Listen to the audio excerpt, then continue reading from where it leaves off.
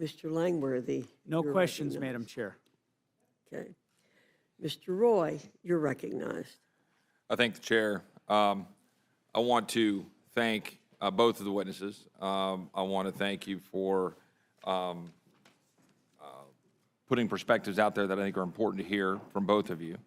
I think I want to congratulate our chairman for sitting here, being here, leading, and I think a difficult position and situation. The fact is, I think this debate lays bare why the American people have lost confidence in Congress, because Congress has been failing them for decades, and in particular in recent years. Both parties are failing the American people. Here we have laid bare the problem. We have, on the one hand, I believe, a responsible budget put forward through the work of our chairman on the Budget Committee and others that worked hard on it, that I believe credibly lays out a path to budget neutrality in what is supposed to be the process and reconciliation of dealing with tax policy and spending policy. I believe it is a credible place. We debated that independently here. I don't need to go in the weeds on it, but it is broken down into spending reductions, tax policy that has revenue impact, and then assumed economic growth that makes up the balance. In roughly $2 trillion-ish in spending reductions, $2.5 trillion in assumed growth for $4.5 trillion of revenue impact on tax policy. Now, we're being criticized for assuming that growth at 2.5% growth, which is the sweet spot between historic 3% growth and the languishing 1.9% growth we've been in for a while. And I believe that was a responsible path forward. But my colleagues on the other side of the aisle want to politicize, very specifically, politicize the fact that Medicaid is a part of that conversation and should be and must be. Because Medicaid is delivering subpar outcomes. Medicaid is not delivering health care that the American people deserve. Medicaid is costing infinitely more money. It has skyrocketed from $409 billion in 2019 to $618 billion in 2024, an increase in 51% in just 5 years. A third of the growth in Medicaid's 60-year history was in the last 5 years. It is going to be well over $1 trillion by 2035. This has been recognized as a problem from both parties, and it's spinning out of control for a number of reasons, the majority of which stem from Obamacare's expansion population and the amount that we are now subsidizing the able-bodied, which is empirically true, that we have Medicaid expanded and going heavily to the able-bodied at the expense of the most vulnerable. Right. We have rates at a 90% FMAP rate as compared with the vulnerable population of 50 to 70%, which is out of whack. And everybody actually knows this to be true. And yet my colleagues on the other side of the aisle want to specifically and purposefully politicize this. They want to make this all about taking away Medicaid benefits. What we're trying to do is figure out how to make the budget of the United States get anywhere in the zip code of balance, which we haven't done for almost 30 years, 25 years.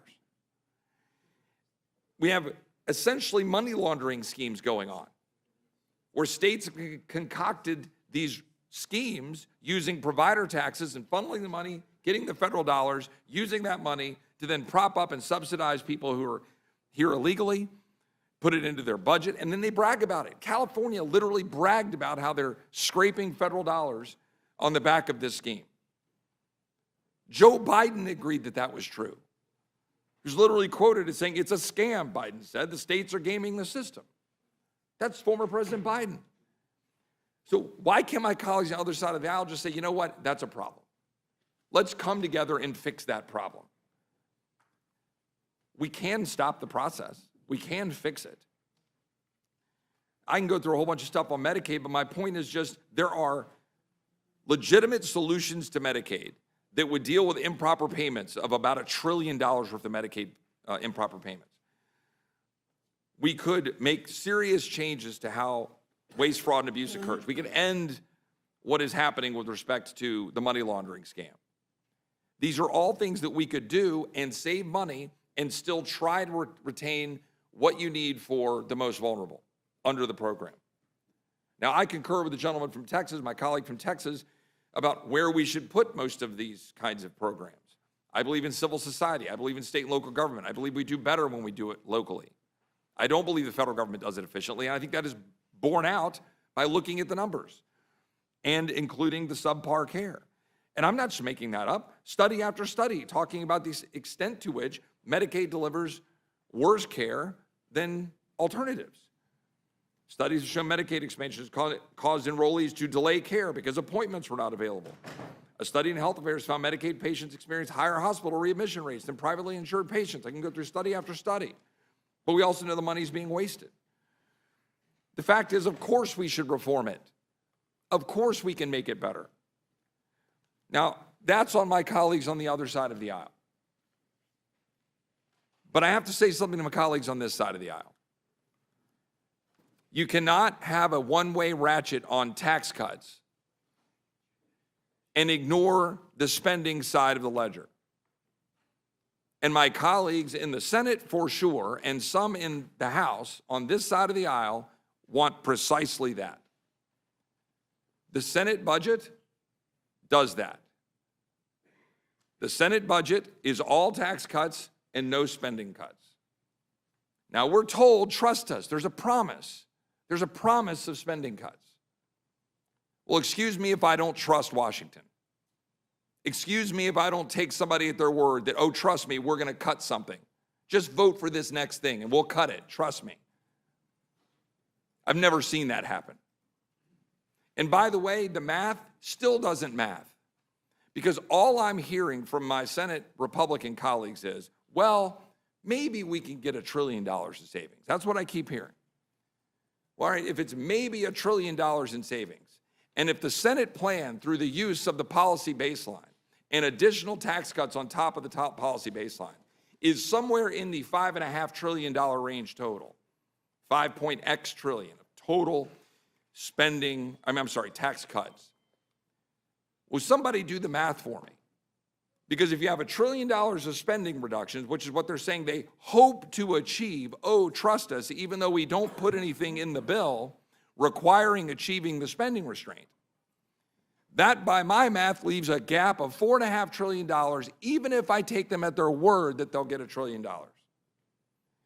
So, on our side, in the House, we estimated $2.5 trillion of growth from tax cuts, or associated with tax cuts and regulatory policy. Well, that to me leaves another $2 trillion delta by my back of the envelope math. That's a problem. So to my Democratic colleagues, we have a, I believe, responsible House budget, even if you disagree with it, where we should sit down and figure out how to find savings, reform Medicaid to make it work better, eliminate improper payments, stop the gaming by California, stop the Medicaid money laundering, get the dollars going to the people you actually want it to go to. And to the gentleman from Massachusetts, make SNAP work better. Whatever we can do as a responsible government, as Congress, we can and should do that. And to my colleagues on this side of the aisle, stop making up math. Stop lying to the American people that you can just magically put something on a board and say, oh, it all pays for itself. It doesn't. Put pen to paper, get an eraser and a pencil and put it down on paper and come show me. And that message for me goes to the White House, to my Senate Republican colleagues, and to the leadership on this side of the aisle. Come show me the math. But I can promise you, while I will vote for the rule out of respect for the chairwoman and the process, I will not vote for this bill because it is not responsible. Because the Senate instructions are what will carry the day. We all know that. So it's all a joke. Because there's nothing limiting the spending on the Senate side, and there's nothing but high side on the tax side. Does the chairman have anything you want to add to that? I'm sitting here thinking about how I could add to it, but I can't. I can just say I appreciate you laying that out in an intellectually honest way, because we are at an inflection point, and this is going to be the last best opportunity.